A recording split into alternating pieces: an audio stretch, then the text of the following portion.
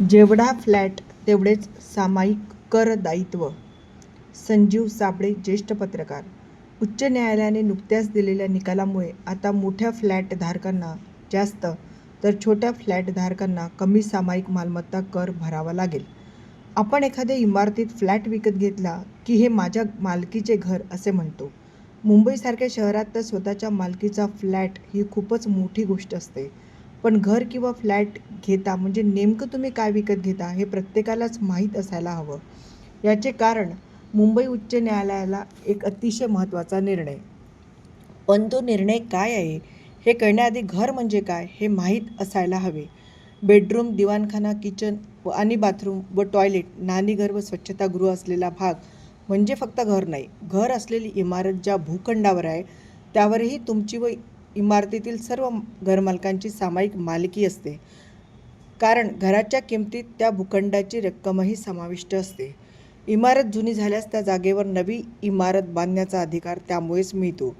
भूखंड व घर याखेरीजचा परिसरही सामायिक मालकीचा असतो. म्हणजेच लिफ्ट, पायऱ्या, उद्यान, लॉन, प्रत्येक मजल्यावरील घराबाहेरचा पॅसेज, इमारतीत शिरतो तो पॅसेज, इमारतीच्या बाहेरची पण कंपाऊंडच्या आतील मोकळी जागा, गच्ची, कॉरिडॉर असे सर्व काही. याशिवाय इमारतीबरोबर जलतरण तलाव, हॉल असेल तर त्यातही घर विकत घेणाऱ्याची घराच्या आकारानुसार सामायिक मालकी असते.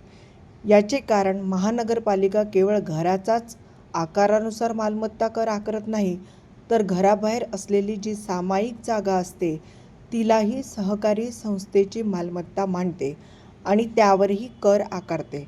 म्हणजेच घराबाहेरील जागेसाठीही आपण महानगरपालिकेला कर देत असतो.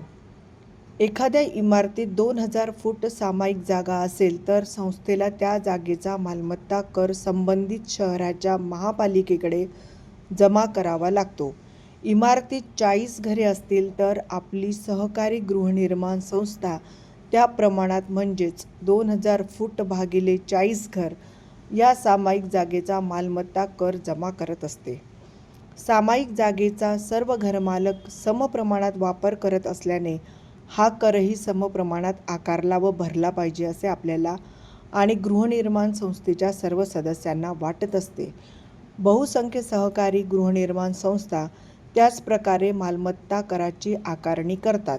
ज्यांच्याकडे वाहन नाही त्यांच्याकडून पार्किंग शुल्क घेतले जात नाही, कारण वाहन बाळगणारे सामायिक जागेतील जास्त जागा वापरतात. त्यांना त्यासाठी वेगळी रक्कम संस्थेला द्यावी लागते.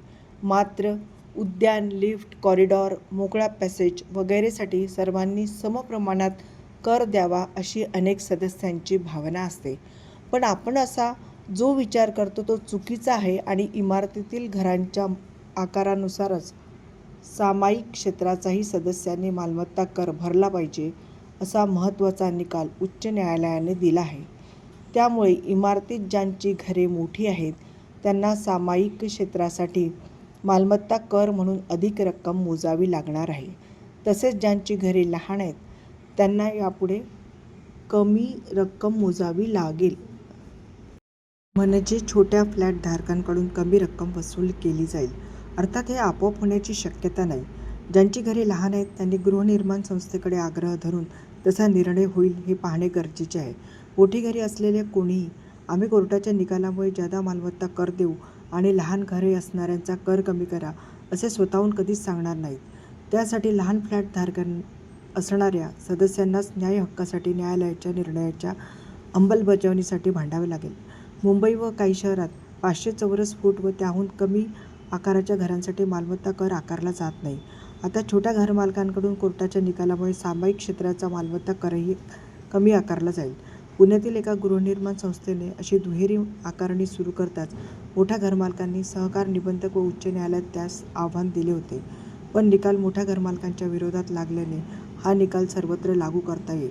अर्थात त्यासाठी लहान घरमालकांना पुढाकार घ्यावा लागेल. तसे केल्याने त्यांच्या खिशातून कमी पैसे जातील. मोठे घर परवडत नसल्यानेच अनेक जण लहान घर घेतात. त्यामुळे सामायिक क्षेत्राच्या मालमत्ता कराची सम आकारणी योग्य नाही असे कोर्टानेच स्पष्ट केले आहे. अर्थात दुहेरी पद्धतीने कर आकारणी कशी हे माहीत असणे आवश्यक. सामायिक क्षेत्र 2000 फूट असेल तर इमारतीत 20 घरे 400 चौरस फूट व 20 घरे 800 चौरस फुटाची असतील आणि सामायिक क्षेत्राचा मालमत्ता कर 4,800 रुपये असल्यास सर्व मोठ्या घरमालकांना मिळून 3,200 रुपये भरावे लागतील.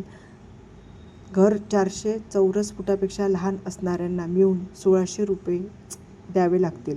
आतापर्यंत होणारी अन्यायसम कर आकारणी त्यामुळे थांबू शकेल. संजीव साबळे, लोकमत.